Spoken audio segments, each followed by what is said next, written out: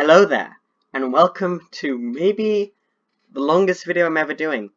This was meant to be a live stream, but we're going to ignore that right now. This is all we're going to see for this. I'm not going to do like any gameplay or anything. It's just literally me looking at a sign because this is the best possible thing I could think of to show my face. So I've got some paper here, and this paper has a list of all 52 movies that I saw in 2019. Now we're going to go down this list together.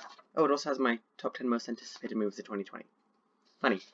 We're going to go down this list together in this incredibly long video, which is a live stream. Honestly, I'm not sure if I'm used to making videos, because I feel like I haven't made a video all decade. Do you get it? Because it's the first video of the decade. It's a joke. Okay, anyway. Let's not waste all your time. We're going to be here for a while. Let's jump in with number 52, The Lion King. I've already talked about why I hate The Lion King. But I just hate Disney live-action remakes, because it's just taking from this old formula that we've seen so many times before, like this old movie that we've seen so many times before, and just making a remake of it. And this one didn't add anything new. It's just an exact replica of Lion King. I'm not going to spend too much time on Lion King, though, because I already made a video about 5 minutes of it as me ranting about Lion King, so we won't continue like that. Coming in at number 51 is Dumbo. Dumbo is a slight improvement of The Lion King. It's still a remake of the original Dumbo. The jokes, it's not racist, and I guess that's okay. And it's got Danny DeVito, and those are the only saving factors. It's not fun. It just felt so boring. I didn't tell you about my cinema experience in my top 10 worst movies of the year list. I don't know why, but I just desperately wanted to leave that cinema. I didn't need to go to the toilet or anything. I just wanted to get out of that cinema the entire movie. But I couldn't because I wanted to stay and review it properly. But I hated it so much. It was one of the most painful cinema experiences I've had. I never want to see that movie again. And I don't like it, okay? I don't like Dumbo, and this 2019 version, it felt too processed. So those are my bottom two. I'm going to take a break to talk about things every, 10 movies, I reckon. So those are my bottom two, those are the ones I absolutely hate. Before we move on to the top 10, I need to talk about our new style of videos in this video. So, the schedule now is every Sunday I'll be uploading an edited video, a top 10, a ranking, a in-depth review, video essay kind of thing, something like that. Those are the videos the one I work the hardest on. On Mondays, because there's a season of Doctor Who on right now, I will be reviewing the Doctor Who episode that came. I think there's another Doctor Who episode coming out this Sunday, so I'll be reviewing both Spyfall parts in one video, which will take a while, but that gives me time to process the first episode, which was really, really good. And then the rest of the week, I'll just post reviews of any movies that I've seen. This time tomorrow, or probably the day this is uploaded, you will be seeing my All the Freckles in the World review, which was absolutely terrible, and the worst movie that I have ever seen. That movie is worse than The Lion King. I'm not kidding. Anyway, let's go into the next top 10 with number 50, Io. I don't necessarily dislike Io at the same level that I dislike Dumbo or dislike Lion King. Actually, I should probably explain what Io is, to be honest. This is going to be a spoiler-free stream as much as I can possibly do. It's not a stream, it's a video. I couldn't get the stream to work for some reason. Io is a movie about some characters who... It's in the future. Earth's been polluted. Most people have gone to live on the distant moon of Jupiter known as Io. We follow a character who is determined to stay at Earth. Then somebody else shows up who's trying to get to Io, and they fall in love, blah, blah, blah, blah. It's so boring, the entire thing. There's so much time where it's just silence. Like, they're trying to build atmosphere, but it's just failing miserably. There's a lot of plot points that don't really make that much sense. I don't want to go into it. I've got a whole review for it on my channel. This is just such a boring movie, and it's one of the worst Netflix originals. Not as bad as All the Freckles in the World, but pretty close. Coming in at number 49 is Look Away. It was a horror movie, Horror movies are difficult to do. The plot of this movie should have been so good, though, because the plot is a girl is being bullied by her friends and family. Well, they're not really her friends. And she's just sick of it, and suddenly her reflection comes alive and says, I can get rid of them for you. It should have been an awesome action movie, almost. Like horror. I could have worked with that. But the thing is, none of the characters who you want to see suffer, and none of the characters who you don't want to see suffer, don't suffer. There's most of the characters who die in this movie, you're thinking, oh, this guy's so cool, oh my god, they're dead now. And that's not fun. That wasn't at all fun for me doing this thing. It should have been such a fun horror movie that maybe with a bit of jump scares when I was seeing from the perspective of the bad guys. But no, the good guy turned into the bad guy. There was one legitimately creepy scene when they're going ice skating that I found pretty scary. And there is a kind of open-ended ending that I kind of liked.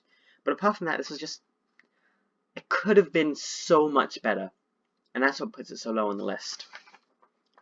Coming in at number 48 is Last Laugh. This is a Netflix original comedy starring Chevy Chase. He is a retired talent scout who decides to go on the road one last time with his star client as they're both aging. I've been told that I'm going to enjoy this movie more as I get older. I don't think so, because it wasn't funny. It was meant to be a comedy movie. I laughed once, and it was a sympathy laugh. It wasn't a real laugh. I should have chortled. A real laugh, you shouldn't think, okay, I should probably laugh at some point in the movie because it's getting awkward in this room. That's the way I laughed. It's okay, I guess. It's better than the past 4, but it's really not that funny. Coming in at number 47 is Isn't It Romantic? This movie came out on my birthday this year. Why couldn't I have gotten a better movie for my birthday, Netflix? Huh? Okay, this movie is fine. It's not bad. It's just not good. I know a lot of people really like it, and that's fine. But I just didn't find it at all funny, or... like, I found it a little bit funny, and there were some points. The plot of the movie is somebody who really hates rom-coms gets stuck in a rom-com, and that's good. And it's got Liam Hemsworth, and I love him. He's my man crush. I'm actually watching The Dressmaker with my family. We've just taken a pause break because everyone's gone to bed. It's a great movie. I wish I could talk about that on this list. But Isn't It Romantic? It's fine. It's a fine rom-com. It's better than other ones that I've seen, but it's also not that great. There are so many much better rom-coms out there, and I don't think I need to see this movie again, unless I'm ranking all my favourite movies that came out on February 13th, which is a video I might do one day for my birthday.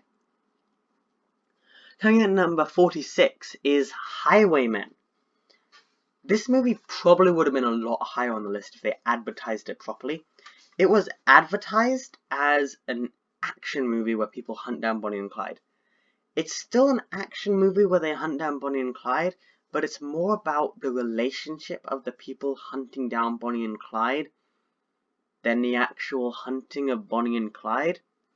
And that would have been fine. It's still a good movie. It's a movie that I can probably enjoy more in the future. But it's just because what I thought it was going to be that I'm disappointed. I need to drink water already. I have 2 glasses of water here, so hopefully that'll last me through the whole thing.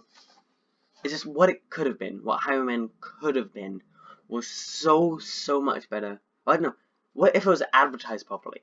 That's when it would have been good, but it wasn't advertised properly, and that's what's painfully disappointing about it. At number 45 is Fire. The only documentary on the list did not make it very high. Fire is a documentary about the Fire Festival, which, if you didn't know, some people were launching an app, and to launch it they decided to invite a bunch of celebrities to this island in the Caribbean or something. A bunch of rich people showed up, and it all basically went to shit. Everything went wrong. It was complete chaos. I was hoping they would spend more time actually explaining what the Fire Festival was, instead of just this, oh yeah, 10 minutes, no, not what the Fire Festival was. Sorry, I'm already tired. It's not even 8 yet. I was hoping they would spend more time on the Fire Festival, because it feels like they spent actually 10 minutes on the actual Fire Festival, and like 45 minutes setting up, and 45 minutes of the aftermath.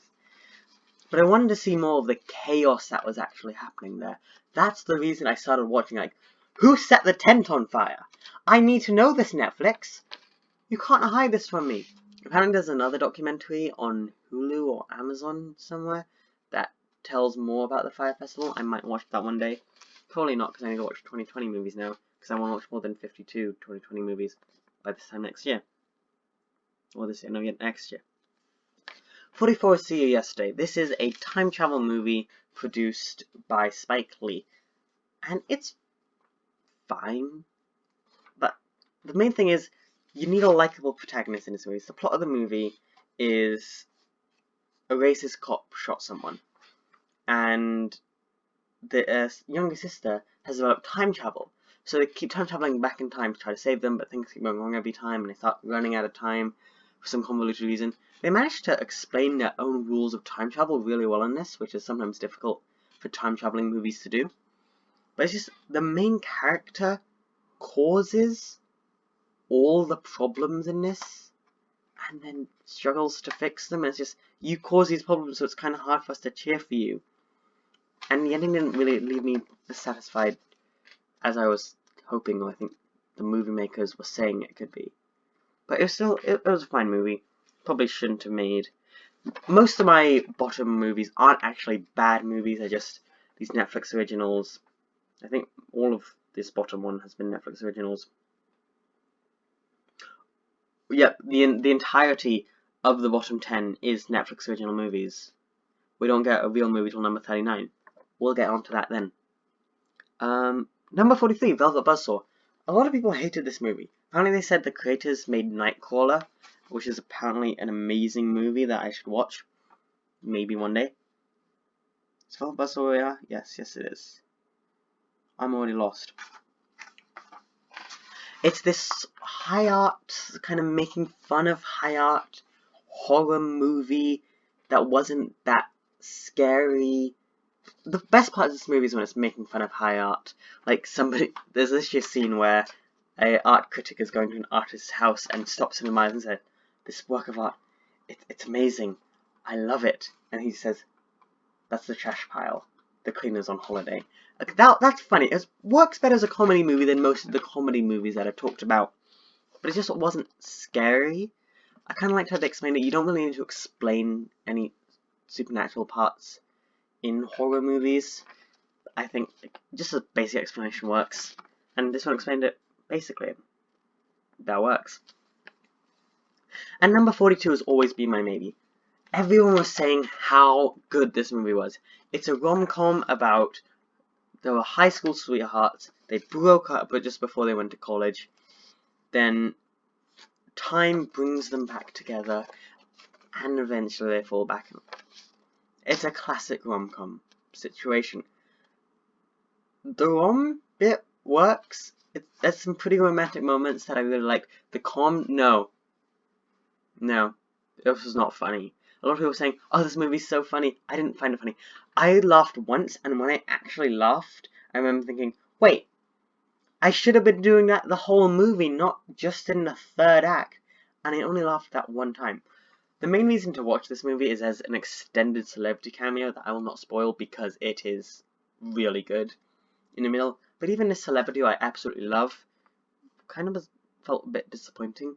I want to show this to other people just to watch their reaction to the celebrity cameo, but you could probably stop after that. It's not as good. I didn't find it as good as everyone was saying. Coming in at number 41 is Polar. This was the first Netflix original I saw this year, and it's still good. I saw some pretty good movies this year, which is why it's on this kind of area of the list. This is running out of 40s actually. Basically, it's a movie about an retired assassin who is trying to live his peaceful life, but they need to pay him a retirement money and decide, hang on a minute, if we just kill him instead, we don't need to pay him retirement money. And there's set up for a sequel at the end, which I really want. I really liked the way they took the characters. There's a torture scene, which I wasn't a big fan of. But there's some really great action sequences. It's really violent and gratuitous. But there are some amazing action sequences. There's two really great ones that I can think of. The torture scene isn't great, but that's just a movie an action spy movie that's a lot darker than Jason Bourne or James Bond. It's still good. Mads Mikkelsen plays the lead. He's a great actor. It was a fun movie, but it's not, like, great. coming in number 40 is Homecoming, a film by Beyoncé. This is a movie about Beyoncé's homecoming performance at Coachella, where it was a legendary performance, and it shows the performance and also the setup to the performance. I really enjoyed it because I liked seeing. Okay, I guess Fire wasn't the only documentary. This was technically a documentary as well. It was Beyoncé's directorial debut, technically, and it showed how they got there during the performance, which is really cool because you're not like it's swapping between the two. The performance was incredible, and also seeing all the people because you get to hear from the actual dancers and musicians in the performance, and that was really, really great. It was so like vibrant all the way through. The one thing I found a bit confusing is, did they do the performance twice? Because everyone was wearing these clothes that seemed to change colour, and they might have done twice with different coloured clothes, or they might have had some really cool lighting, and it's been bugging me for a while. But it's a really cool movie if you're a fan of Beyoncé. If you're not a fan of Beyoncé, then you won't like this movie at all. But if you are a fan of Beyoncé, then you will like it a lot. Well, that rounds out our 40s. 16 minutes in, so we still got a long way to go. I need to drink water quickly.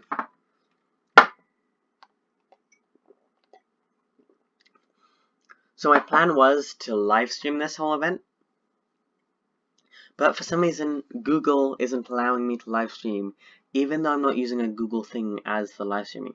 I'm even logging in to my YouTube account through Microsoft Edge, and it's still not letting me. So I was going to hopefully have like a chat that I could look at and answer any questions anyone had. We don't have that, so that's disappointing. But anyway, those are all my problems. I guess I'll just find something to talk about for a couple of minutes. But I know the main reason you're here is to listen to me rank movies. So, thank you all for coming. The last year on my channel, like, Owen Williams' Stories is such a weird place right now. I want to keep the ODF channel as my main channel, but I'm really enjoying this, and I want to do more with this channel. And also, I got exams, so there's so many things to do in my life. But it's been fun so far. I'm just having so much fun with the channel, and that's what I want to do in this coming year. Definitely have a lot more fun, review a lot more movies instead of just reviewing 15 and then having an extra 40 to go for. Because I've just been having so much fun, it's fine. Anyway, we have another 10 movies to go through. These 10 movies were kind of my just meh movies.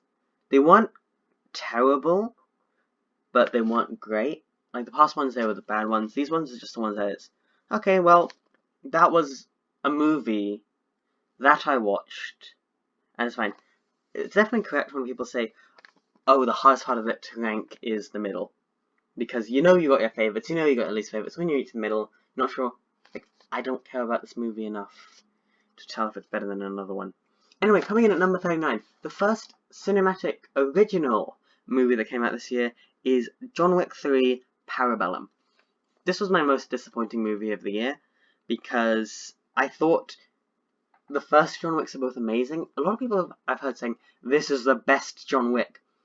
There's like one incredible scene with knives. That's great. But when it came to world building, this movie didn't feel as rich in building the world as the past do. The thing John Wick excels in is world building without telling the audience. So many other franchises just introduce a character who's new to the world who we can learn with. No, that's not what John Wick does. John Wick has this thing of, this is one constant story you're just dropping in at a certain time in his life. And that was amazing. There was a little bit of world building, but nowhere near as much as in the past two. And that's what was really disappointing. Because the place that the world building had was taken up with way too much action. Like, there were way too many and too long fight sequences. Now by the end of the movie, at the beginning of the movie I was thinking, oh, this is so great, it's such an amazing fight. By the end of the movie, he's probably killed half of New York. And it just keeps going and going and going. And it was painful to watch. I love the first John Wick movies. This is definitely a Keanu Reeves year, but it needed to be better than this. It could have been so much better than this. Coming in at number 38 is The Perfection. This was hands down the most difficult movie to talk about this year and to rank, because I don't know what to think about this movie. Honestly, I've got no idea. I want to say don't watch it. It was nearly my worst of the year, but then I thought, but it's telling this great story, but it's horrifying. When it comes to horror movies, this is, okay, there's a movie that's slowed down, it's getting more, but this one was just, like, horrifying to watch. And I think the best way to describe it is, it tells the story that it wants to tell perfectly. But I never want to see that story again. And it's an important story. It's an important story that we should all know about, because it's a problem that's in our world right now. And I can praise the movie for being able to delve into these really dark subject matter. But I never want to see anything like this again.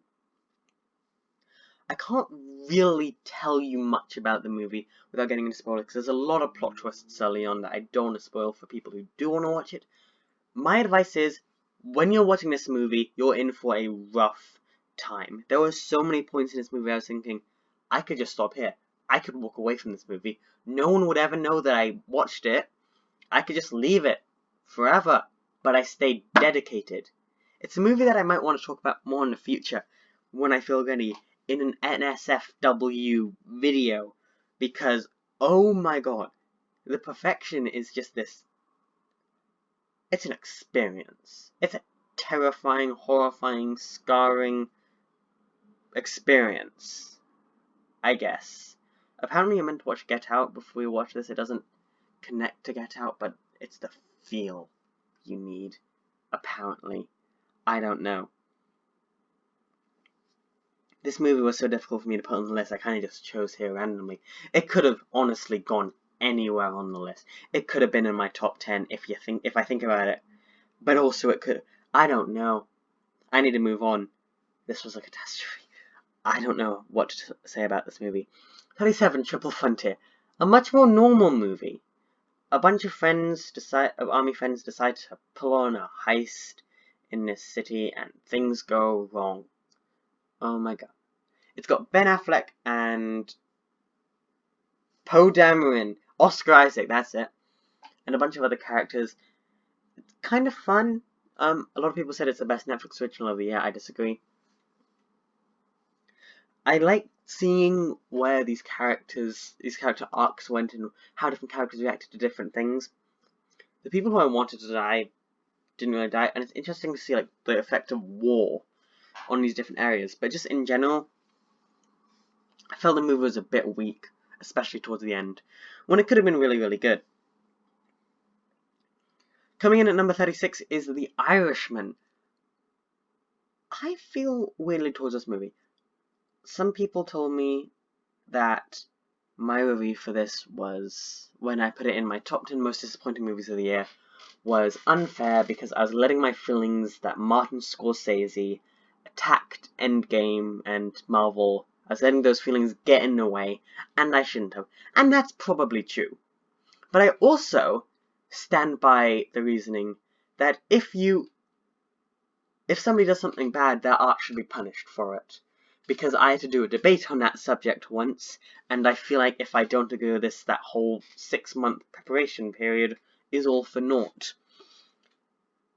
So, The Irishman is probably a masterpiece, but it's so long, so painfully long, that it was hard to stay in it the whole time. When it reaches like the last hour, it's a lot more interesting. But the middle section, like the middle hour and a half, drags a lot. It makes it really difficult to go through. Probably a masterpiece. It's probably going to win a few Oscars. That's fine. I don't want them to win against Brad Pitt. We'll get onto him much further down the list.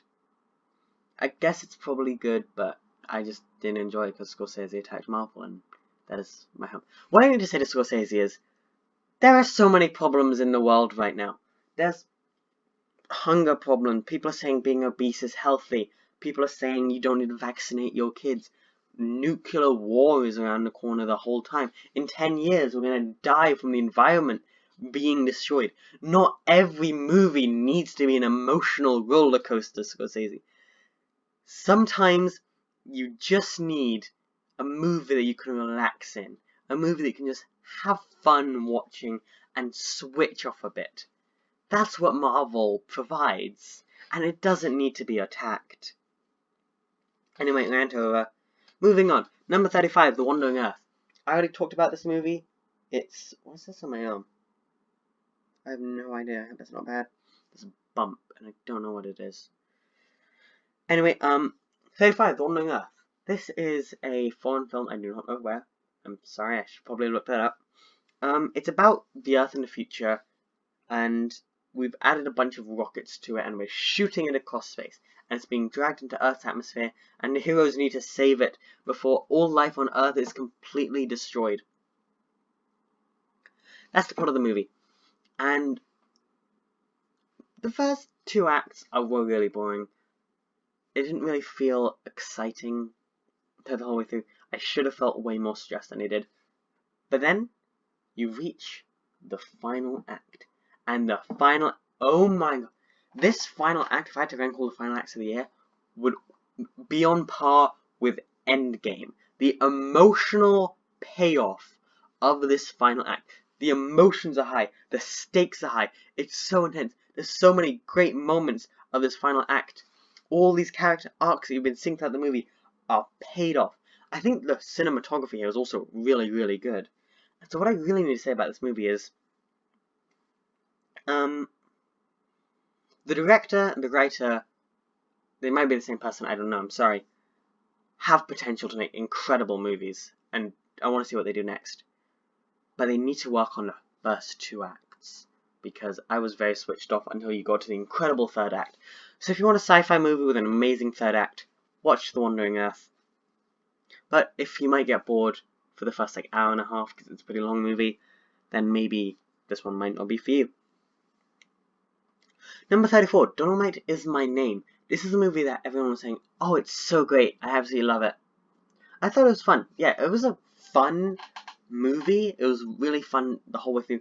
I really want to see the original Dolomite movie, because it's showing the story of how Dolomite, the character, was created, and how that went from being created to turning into a blockbuster movie. It was like the highest grossing movie that year, I think. And it's a really funny story. Like, there's some pretty funny moments throughout the entire thing. Absolutely hilarious moments, actually. There's some incredible talent like Titus Burgess, who is my male role model. I love him from Kimmy Schmidt so much. I wish there was more of him in the movie, to be honest. It was fun the whole way through, and I really enjoyed it. It's a heartwarming movie, definitely, but it didn't stick with me like it has with other people, apparently. Some people said, this movie's amazing, it's life-changing. It just didn't feel life-changing to me. It's a fun movie, it's good. I just feel like it wasn't life-changing for me as it was for everyone else. 33 is Little Monsters. I'm going to switch on a light because I can't see anything. There we go. 33 is Little Monsters. This is a Lupita Nyong'o zombie movie. It had the potential to be up there with the greatest zombie movies of all time. It was disappointing. Of course, Lupita Nyong'o is always amazing, but the first act of the movie, she's not in it, and it's following this really, really dislikable character, and it's really vulgar. It wasn't advertised as being vulgar, and my family who I was watching this with thought, have we switched on the wrong movie? This isn't what we signed up for. And we're watching it, and it's just this never-ending scene of curses and nudity, and it just didn't... I had no idea that I was signing up for this. Then you reach like the zombie part of the movie, and it's really funny and really entertaining. But the first act just completely kills the mood and tone of the movie. It's such a violent tonal shift when you reach the second act and things start to go wrong with zombies.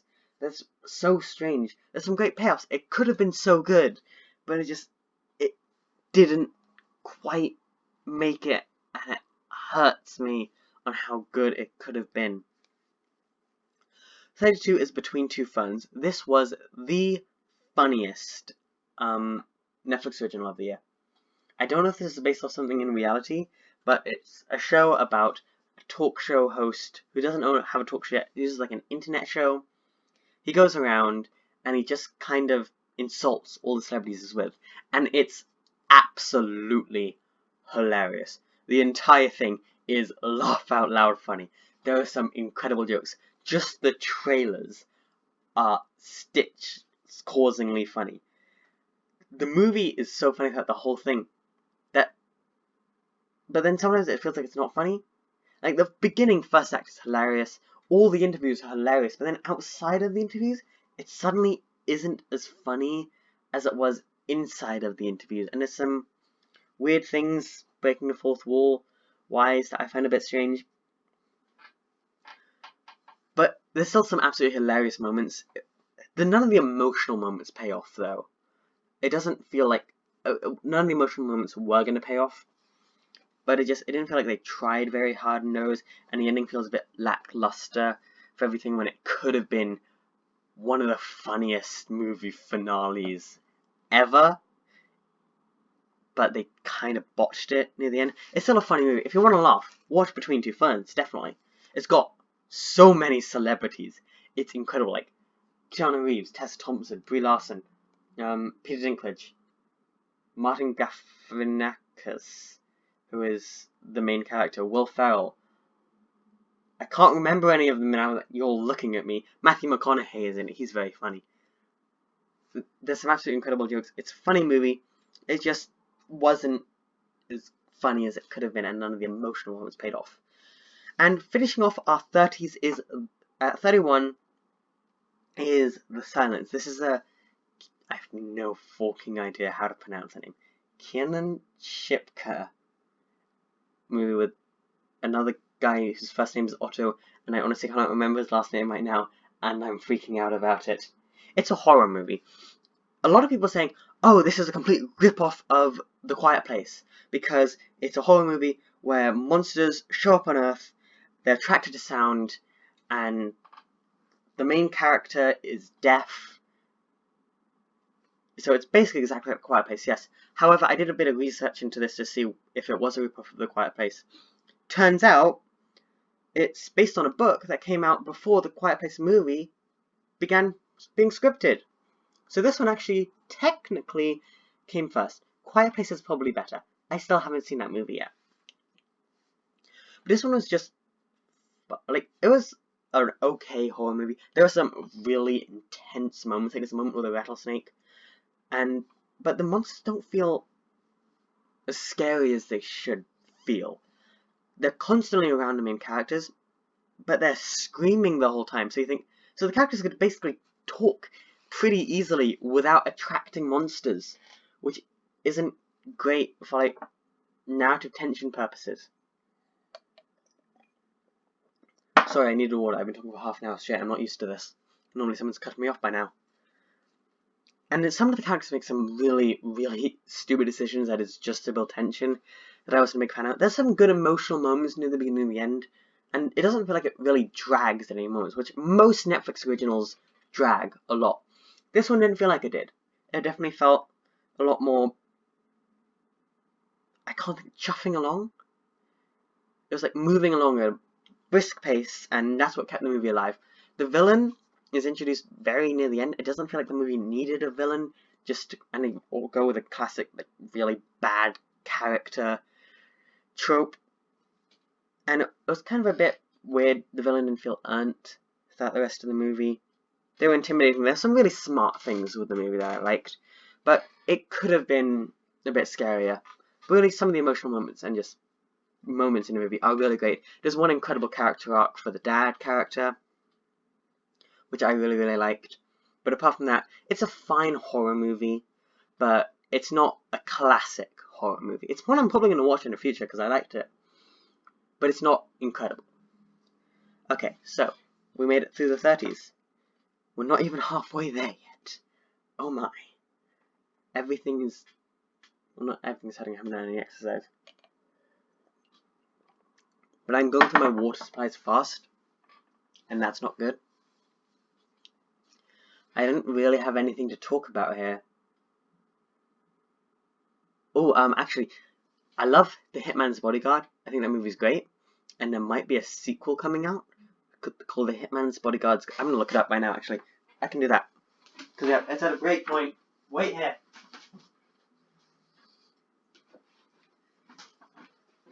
If you somehow watched this far, by the way, take solace in the fact that you have made it further in one of my videos than anyone ever has in the entire history of my videos. So thank you for that. Okay, so it's Hitman's Bodyguard 2. Oh my goodness, it's real! So I have a new most anticipated movie of 2020, guys. When is it coming out? August. I'm excited for August now. Okay.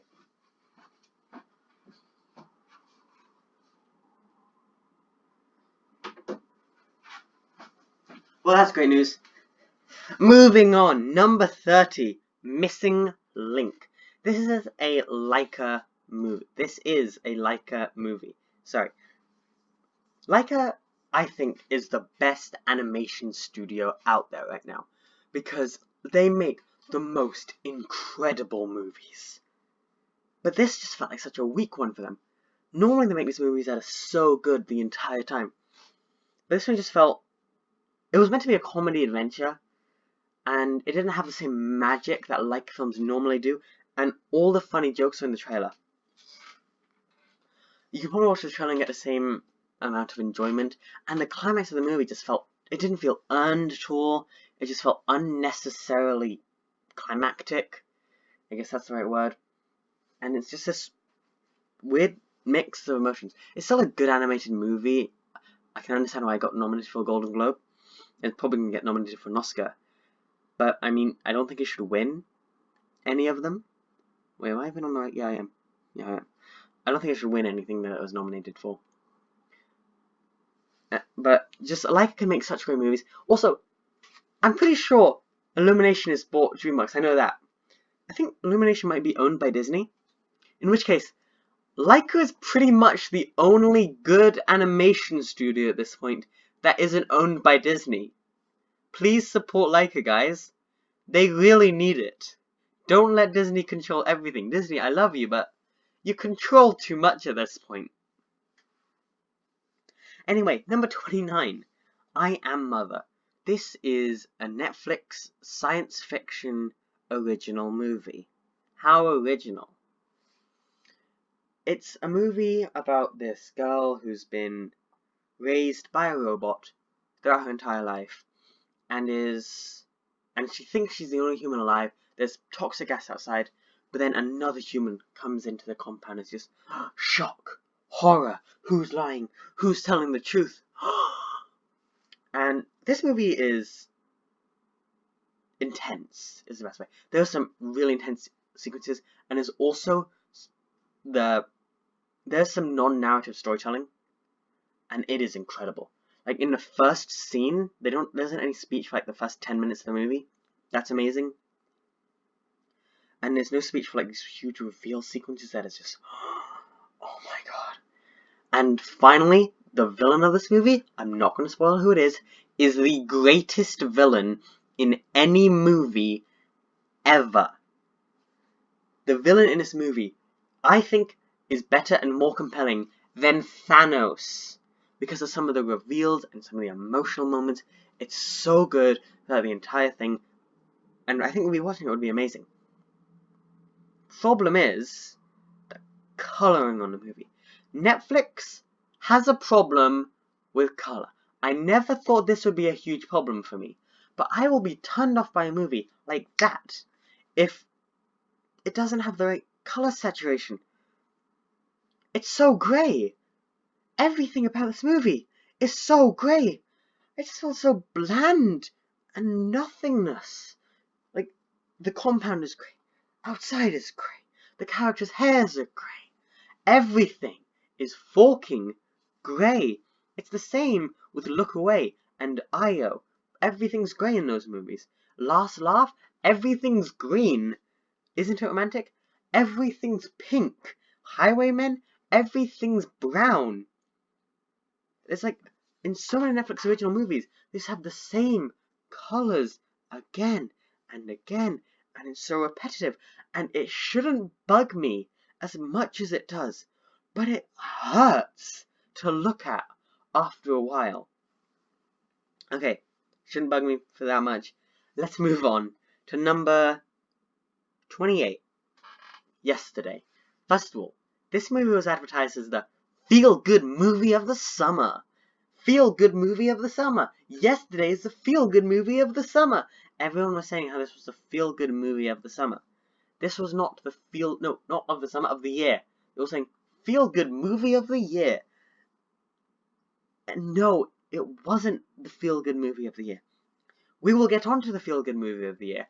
I will tell you when we reach the feel-good movie of the year. This was not it.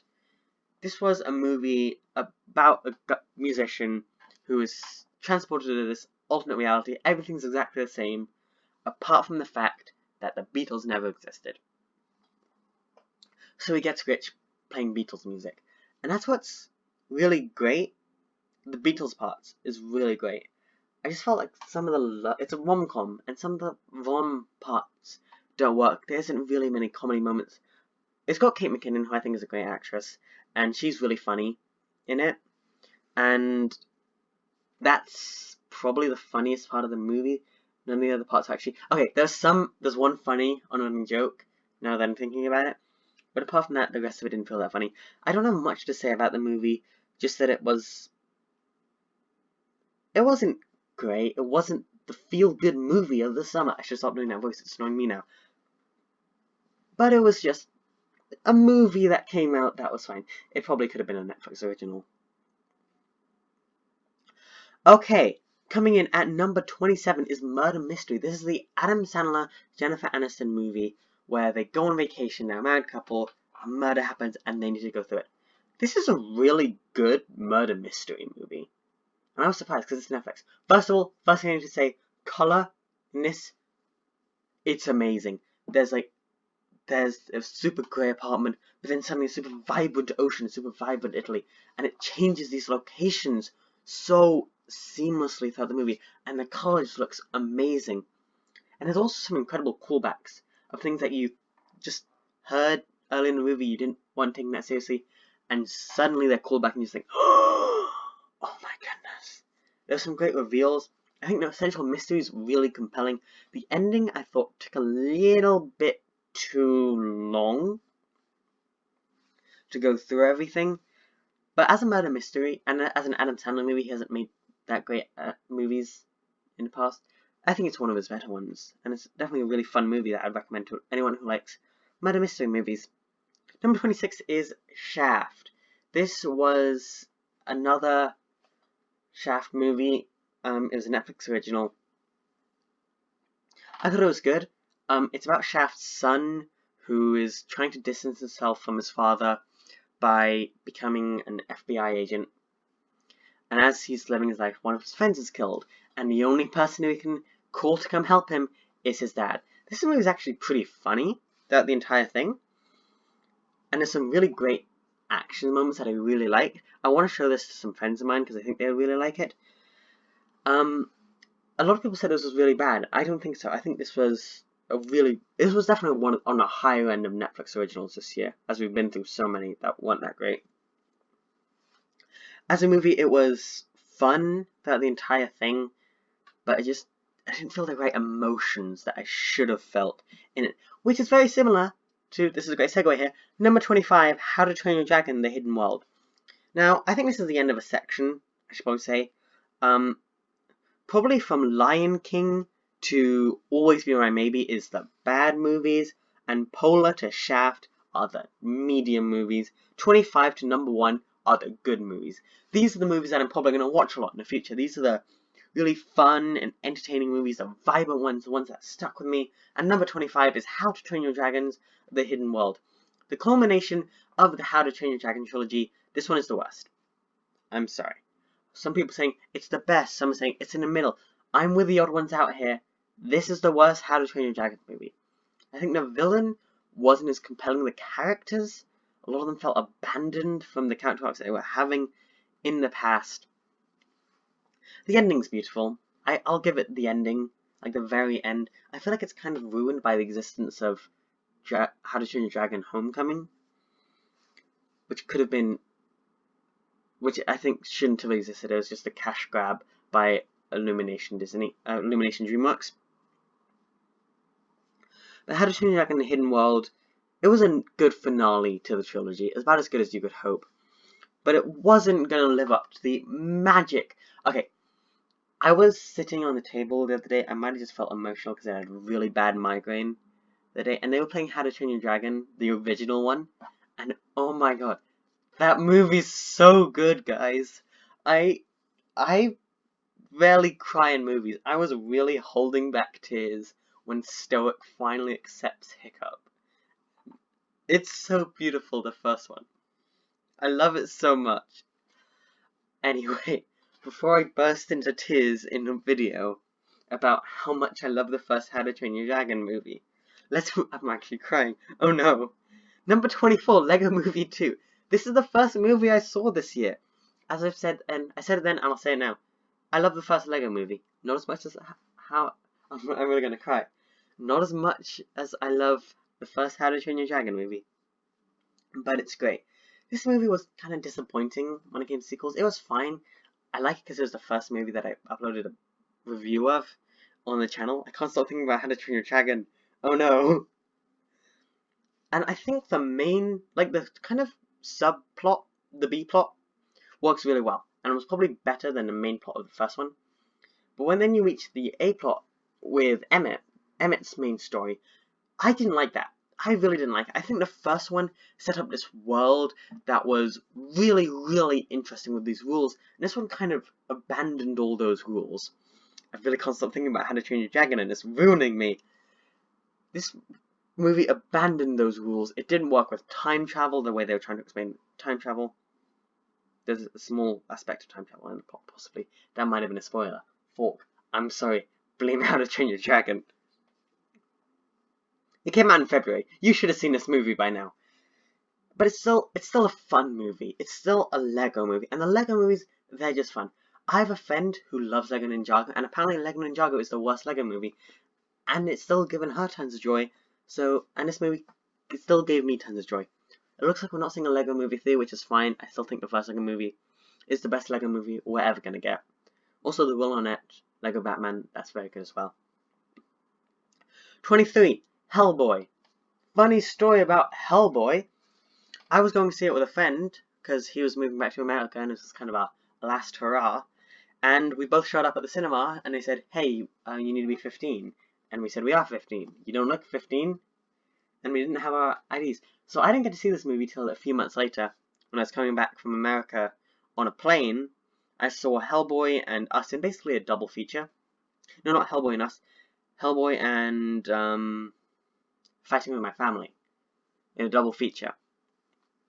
And Hellboy, everyone has said, oh, this movie's so bad. No one will enjoy it. This is the worst Hellboy. I just found it to be so much fun. It was like a Marvel movie. None of the characters make sense. It's a bad movie if you're looking how they make movies.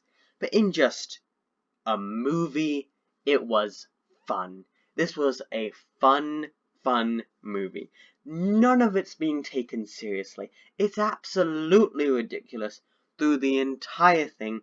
There's the storytelling is all over the place, but it's just so funny and fun, and it's so vibrant that the entire thing, the colors in this one work. There's no good emotional beats, but this was just a movie that I probably had the most fun with throughout the whole year, and I can really, really enjoy it.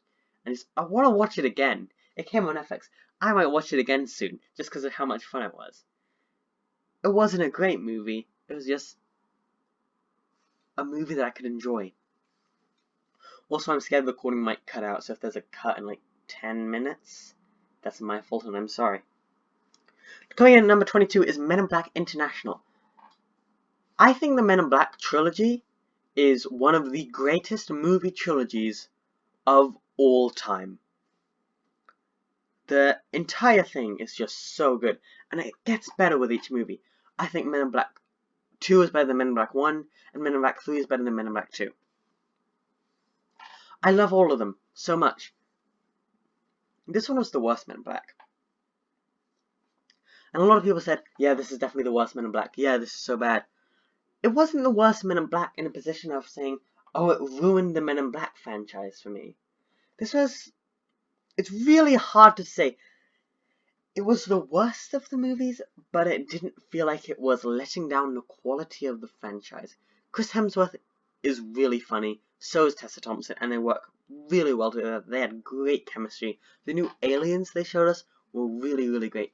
And there's an incredible plot twist that I did not actually see coming, which shows some acting chops from Chris Hemsworth that I didn't know he had. And that was fun. It's not as good as the Men in Black trilogy, which is up there with Toy Story for great movie trilogies. But it's not a bad movie. It's still a movie you can have fun with. And ending off the 20s is Tall Girl. You guys are too mean to Tall Girl. I bet you all watched the trailer and thought, hey, this one line looks memeable. Let's say the whole movie's trash. No, the movie's fine, guys. You just need to calm down. Tall Girl is a high school rom-com, one of the funniest Netflix original movies of the year, about a girl who's tall. And that's probably her whole character trait. But it's still funny, and it's still fun the whole way through. And a lot of people were getting angry at the reveal at the very end of the movie, and I hate that because it's the cutest reveal in any Netflix original or any movie ever. It was great. I loved that. I'm gonna cry again. No, I'm not. This movie does not make me as emotional as How to Train Your Dragon.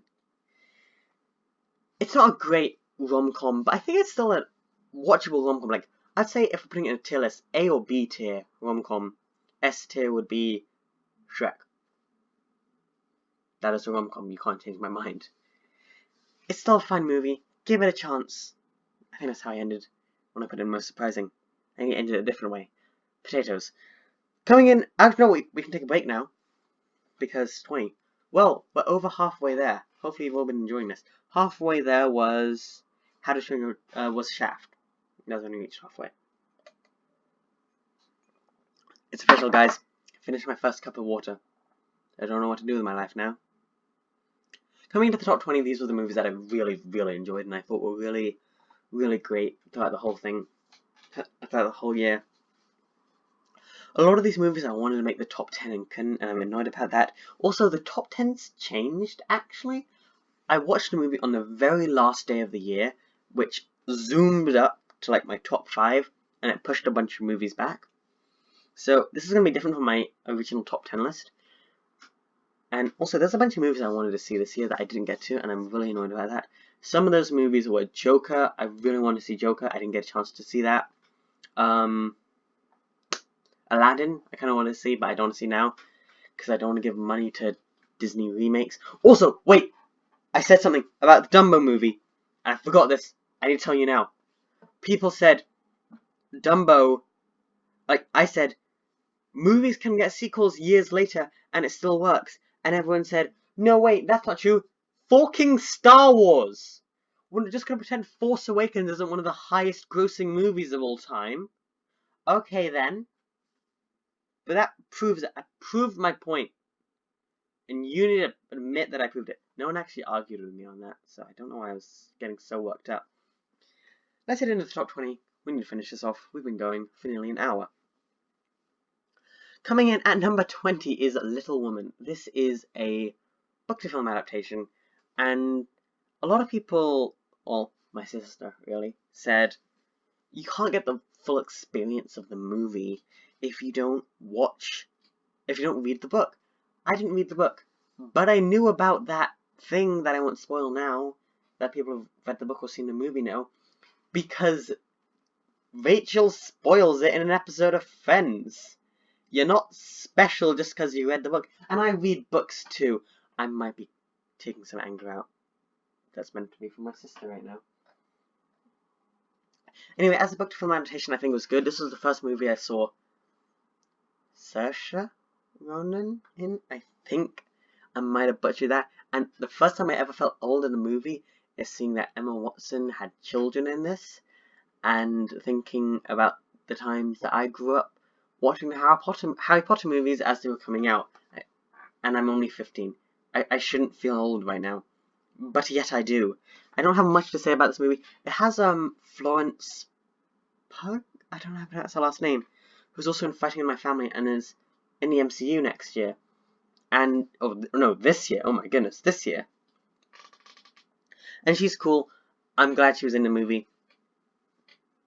But that's really all I have to say. Moving on to number 19, Fast and Furious presents Hobbs and Shaw. This was a movie I was so excited to watch.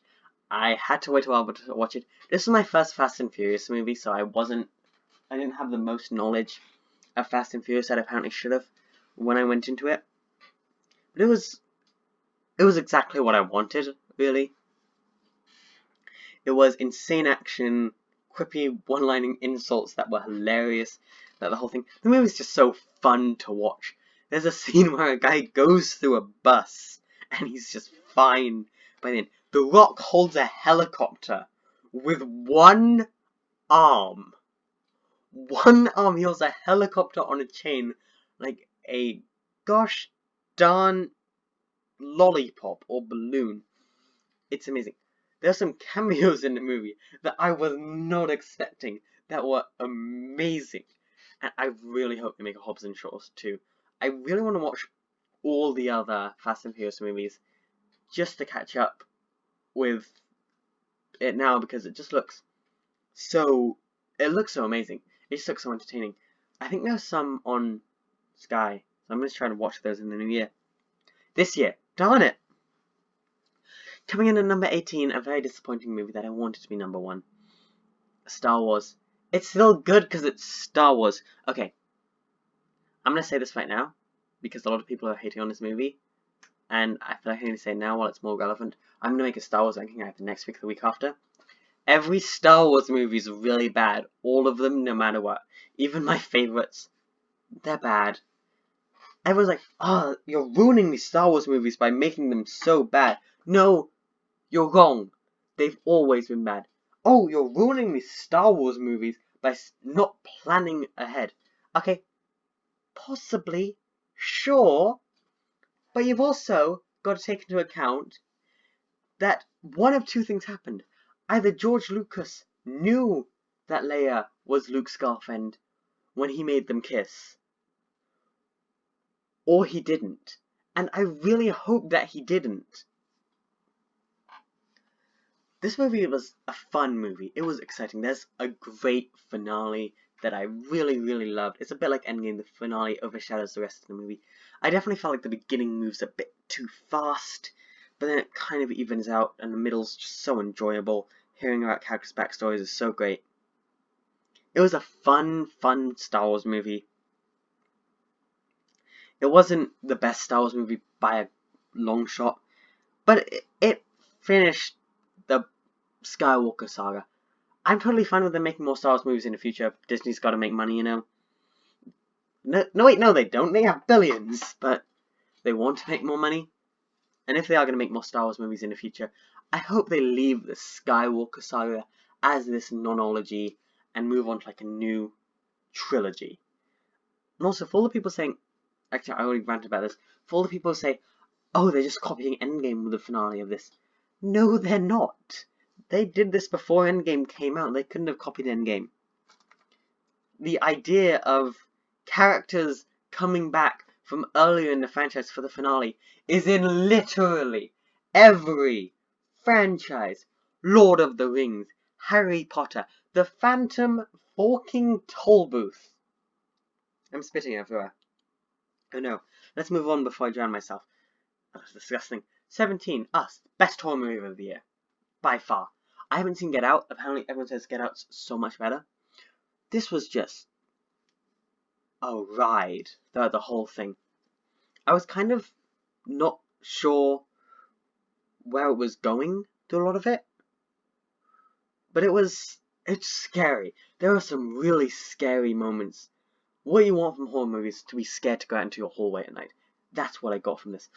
And the acting from all the actors to play two different characters is incredible. I'm getting my feet out just talking about it. There's an absolutely terrifying cinematography. Jordan Peele is in his element during this movie. And I really, really want to see Get Out now, because everyone says it's better, and if it's a movie better than this, I'm going to be impressed. Number 16, A Dog's Way Home. Well then.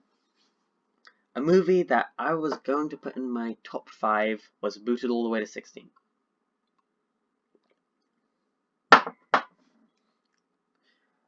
A Dog's Way Home is a very emotional movie, making it a bit uncomfortable to watch when you're with little kids. It's about a dog who is sent out of town, goes on a 500-mile trek across country, befriends a bobcat. It's just fun. There's a really great emotional climax at the end of this movie that's just so fun and so heartwarming. This isn't the feel-good movie of the summer, but this is a more feel-good movie than yesterday. I know Sean Chandler didn't even put it in his top 100 of the year, and I'm disappointed in him. I thought it was a better movie review than this. This was just a fun movie. I really enjoyed it. And I think after the clusterfuck that was Show Dogs, okay, normally I do swear in my basic day-to-day speech with my friends, and I'm very scared I'm going to swear here, so that's why I've been keeping inserting good place swears at the last minute. And if I do accidentally swear, I'm very sorry. I'm trying to keep this as family friendly as possible while not being killed by Copper. A Dog's Way Home, it's just a fun movie and Show Dogs Clusterfuck, Dog's Way Home, definitely pulled the genre out of that burning wreckage on its own. And that on its own should be given praise. Number 15, Knives Out. Okay. I'm a bit tired. I've been speaking for an hour. Only 15 movies to go. Let's do this. Knives Out is a Rian Johnson detective movie. It's so much fun. The whole thing, there are great reveals, there's great plot points. I don't have much to say about this movie because I've talked about it before. It's just a movie that I enjoyed. Like, thoroughly enjoyed the whole time. I wonder how it's gonna... Because the biggest test for a movie for me is how well does it work on rewatchability. I don't know how this is gonna work on rewatchability. I'm sure it'll be fine. I don't want to spoil too much of it because there's some big reveals early on in the plot. The best part about this movie is Daniel James Bond guy's... I can't remember his full name. Not Radcliffe, the other one. Craig! Daniel Craig's accent, which is hilarious. And a lot of, like, really good YouTubers, a lot better than me, like Shay Fellas and Sean Chandler, put this in their top 10. And I could definitely see how it got there. Number 14 is Shazam. First superhero movie of the year is number 14. Get on to 13 in a second. This movie was just the most family-friendly superhero movie I felt of the year. It was so vibrant through every moment of it that I wasn't feeling bored. The characters feel so developed and they feel like they act like children as they should. The thing that really brings it down is the final act I didn't really like, and I feel like the final act starts about halfway through the movie and just keeps going in this continuous fight scene.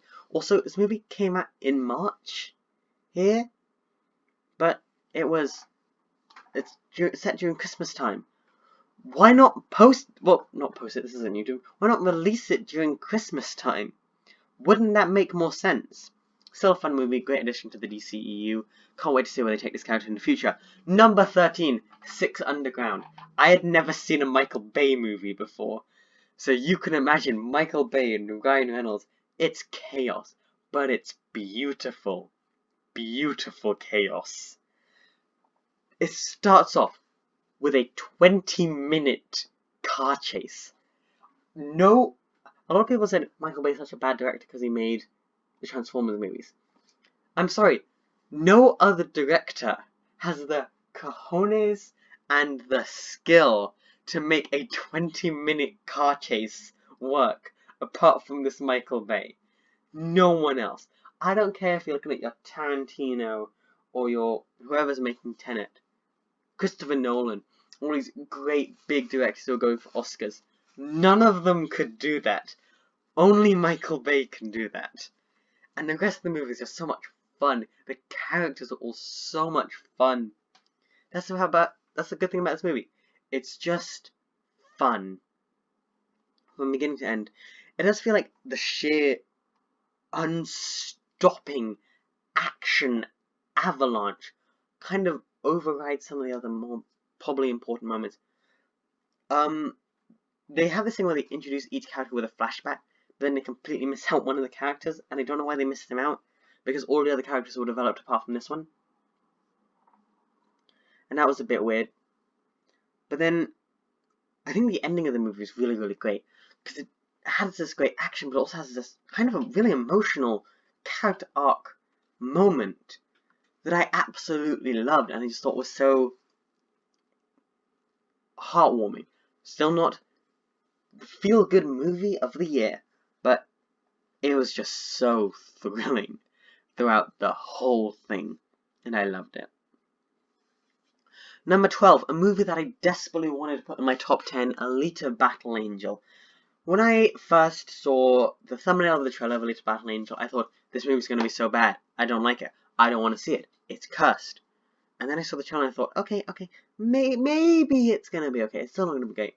I went to go see the movie with my friend for his birthday.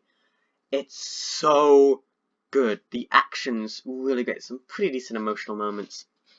And the main character, Alita, is incredible throughout the whole thing. There's this idea of a sequel, and I really want that to happen. Also, if you're hearing creaks, I can understand what those might sound like. They're my chair. It's a very creaky chair. Alita Battle Angel is just this. I'm struggling to think. I've been going for an hour. It's just such a fun movie, that the whole thing, and I was just having such a good time. I was sad that I knew it was gonna end, but please make a sequel, James Cameron. We don't need 4 Avatar sequels because the plot ended in the first one. Just give us Alita Battle Angel sequels. Give them to us now. I've had to turn the page. We're now in the top 11, kiddos. I'll say the next one and then we'll go into the top 10. I've already made a video about them, but I want to talk about them again because I love all 10 of these movies. Coming in at number 11 is Godzilla King of Monsters. As I said, a movie came in and took a spot, not the top spot, but a closer spot to the top. And Godzilla King of Monsters was at number 10 before, booted to number 11. Kong vs. Godzilla is still my most anticipated movie of 2020. Or Godzilla vs. Kong, I don't know. I love giant monsters beating the crap out of each other, and this is the most giant monsters beating the crap out of each other movie we've ever gotten. And I loved that. It was great. It was exciting. That's all I really have to say about this movie. See it if you like giant monsters beating the crap out of each other. Why didn't Scorsese go after this? I guess we'll never know. Also, please give us a Rodan movie. I really want one. Rodan was cool in this. I want a Rodan movie. Give it here. Number 10. Okay, before we go into our top 10.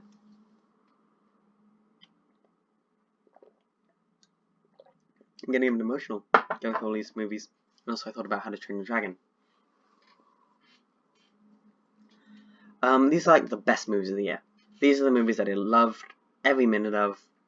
These are the movies that I'm going to watch again and again. I've already watched number 10 recently. These are all so good, such good movies. I'd recommend any of these. Check out at least one of these movies for me. Some of them are on Netflix. You can check them out there. Like, wait, how many of these are on Netflix? 1, 2, 3, 4. 4 of them are on Netflix. You need to check that out. Coming in at number 10 is Fighting With My Family. I rewatched this a couple of days ago. It worked in rewatching 100%. This is a real story of the youngest ever WWE Women's Champion. And it's just such an inspiring movie. There's this really long moment in the middle where it's just so painful and you feel so bad for all the characters. And then you reach the final act and it's just so satisfying to see everyone win. and you feel the emotions with all the characters by the end of this. All the characters feel three-dimensional and how they act like real people. And that's what's so great. Vince Vaughn's amazing in this movie. Dwayne Johnson's hardly in this movie, but he's amazing in everything he's in. It's just such a nice and heartwarming movie. Not the feel-good movie of the year. I didn't do the voice properly. Feel-good. I've lost it. My gift's gone. I used it too much. It's just a fun movie, and it's great. Please check it out. Number 9, Endgame. You know what? Screw it. I'm not giving you a spoiler warning for Endgame. If you haven't seen Endgame yet, and you are watching videos like this and not expecting spoilers, I'm sorry. I don't know how you got this far, but this is the end of the line for you. Endgame's just great. I may rag on it a lot for being just the first two acts. Yeah, the first two acts are kind of boring, but if you watch Cinema Sins, you can see how many payoffs. That's what's great about this movie. The payoffs from the last 10 years of movies are all in this, and it's incredible. You feel so satisfied, and then when you reach that final act is the greatest final act we're ever getting. The MCU isn't going to make it to another movie like this. Let's be honest. We're going to get bored of it eventually. This final act, though, is just so overwhelming. It's so amazing. I was sobbing at the end. I was laughing. I was screaming. When Captain America summons Mjolnir to his hand, that's the greatest moment I've ever had in the cinema, because everyone in the cinema just gasped. That was all the action we got. But everyone just all unanimously felt the whole thing, and it was so good. I loved it so much. I got a huge smile on my face just thinking about it. And it was the worst Marvel movie of the year. Number 8, Captain Marvel. Avengers Endgame doesn't work on rewatchability. Captain Marvel does. And the character of Goose, the Goose reveal, which I won't spoil what it is a scene that gave me probably about the same emotional shock and awe as the finale of Endgame. I'm not kidding, it's amazing. And this movie works on rewatchability. It improves on rewatching instead of Endgame, which gets worse. And because a movie's rewatchability is what makes me like it, that's why Captain Marvel does manage to beat Avengers Endgame. Number 7, though, the best superhero movie of the year is Spider-Man Far From Home. I'm also going to be saying Spider-Man Far From Home spoilers. I'm sorry, if you skip like a minute ahead, you'll probably skip those spoilers. What I love about Spider-Man Far From Home is it's a superhero movie. All these other superhero movies, they're superhero movies, but they don't feel like superhero movies. I don't know how to express this. The character of Spider-Man in this movie is more of the classic superhero. We're seeing all these new things like superheroes, but in space. Superheroes, but it's a government crisis. Superheroes, but it's the Lion King. This just felt like a superhero movie. We got the main character, this likable, relatable dork, trying to just live his life. He's in love. He's trying to deal with that. A villain shows up. He's betrayed by his friends. He's brought to such a low moment. But then his friends come and help him and he realizes, I've got to be the hero this time. When Peter Parker uses his spider senses, because he feels so broken throughout the movie, and you feel broken. You've lost Iron Man, who's just like this anchor in Homecoming, but we don't have him here. And what I love about this is the final act where he goes up against Jake Gyllenhaal. It's so amazing because he's winning it. If you think about it, Spider-Man has not won a battle the entire MCU. Let's go through his fights. Civil War. He loses to the Falcon, who's meant to stop, doesn't beat them. He loses to Captain America, and he loses to Mega Ant-Man. In Homecoming, he loses to the Vulture. He has to drag the Vulture out. The Vulture would have won if his equipment didn't deactivate. In Infinity War, he loses to Thanos. Everyone loses to Thanos. In Endgame, if Captain Marvel didn't show up, he would have died. In this movie, he's relied on everyone else in his life through so much, and this is Spider-Man's moment to be the hero. Spider-Man's my favorite hero. It's because of this movie. He's so amazing. This is the best live-action Spider-Man movie. It was never going to be as good as Into the Spider-Verse. But it's just so fulfilling throughout it. I'm so excited for the 2021 Spider-Man movie coming out, Spider-Man Homeless. Because this movie just felt so excited. So, it felt fresh because it was returning to superhero movie roots. Number 6. Okay then, y'all. You were wondering what is the feel-good movie of the year. The voices returned. And I'm about to tell you what the feel-good movie of the year is. And that movie is Let It Snow. This is the feel-good movie of the year. It's a Christmas rom-com, and it's funny. It's cute. It's so great. I think this is better than Love Actually, because Love Actually has way too many plots. This movie has like 5 different characters, and they all converge in a really satisfying manner. And that's just such a nice moment. And I love it, and it's just... This is one of my favorite Christmas movies now, because of that final moment. And the rest of it is just so funny and so interesting, and all the characters are so three-dimensional. And it's great, I love it. Some of the scenes with some of the characters are just so almost painfully realistic with how normal people would actually deal with these things. They don't feel like movie stars playing these characters. They feel like actual characters throughout the whole thing, and characters that you thought were going in one direction are actually going in a different direction, and it's great. I loved it. Let It Snow is one of the best movies of the year. Coming into our top 5 is Unicorn Store. This is Brie Larson's directorial debut. This is probably the movie I've talked about most this year, and I kind of don't want to talk about it too much. Again, it's a compelling mystery. It's the funniest Netflix original, no, second funniest Netflix original. Between Two Ferns is still funnier. Don't hate on it as much as everyone else does. It's still a good movie, and I think more people should give it a shot. Number 4, Rapid Fire. We're nearly at the end. It has Rim of the World, best Netflix original of the year. I've talked about it a lot before as well. It's just funny.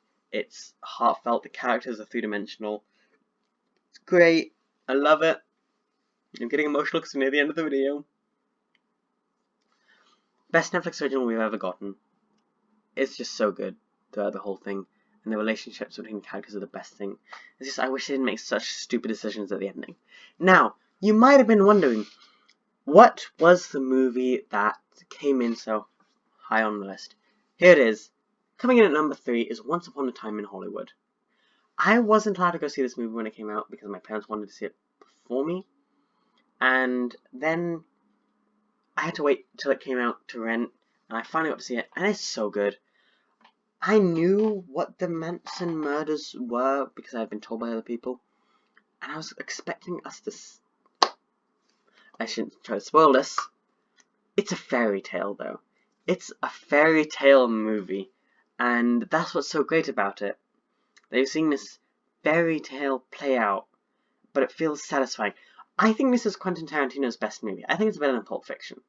I'm probably wrong. But this was just such a fun movie. And it's funny, the characters are great. I think Leonardo DiCaprio and Brad Pitt both deserve Oscars and Golden Globes for their roles here. Especially Brad Pitt, because Cliff Booth is amazing. I swear to whatever God is out there.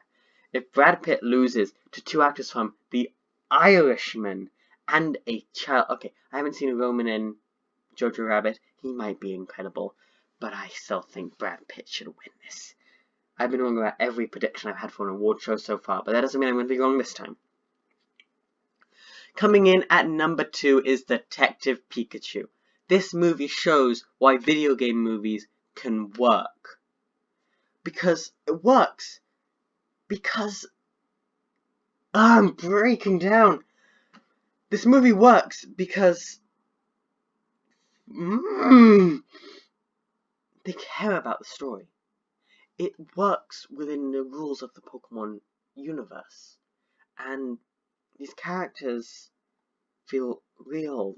The way they represent the Pokemon in this movie feels so real and so loving of the real thing.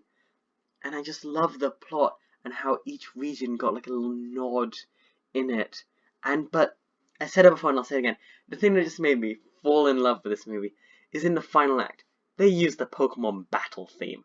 They didn't have to do it, but they did, and it worked so well. This is the best video game movie we're ever gonna get, I think. I don't think Sonic's gonna be able to beat this. It might prove me wrong, Sonic. But I love this movie just so much. As a Pokemon fan, it just felt so fulfilling throughout the whole thing. That's why it's number 2 on the list. Number 1, though, I'm sorry, number 1 is in a league of its own. It's so much better than every other movie on the list. It's not even funny. Cats is just a masterpiece. It's this incredible, long-lasting story that's told through interpretive dance using the most photorealistic CGI imaginable. It's so exciting. There's nothing mentally scarring about it at all. And it reinvents the horror genre as this. It doesn't use jump scares, but it's just so truly terrifying and unnerving. But every moment of the story. And that's what makes Cats the greatest movie of 2019. You know, Toy Story 4 is pretty good, and we've got a bit of time left. Let's talk about that as well. Toy Story 4, I love this movie so much.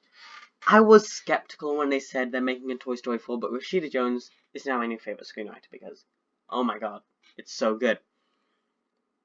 I was sobbing in this movie. I was crying. I was laughing so hard I fell off my seat.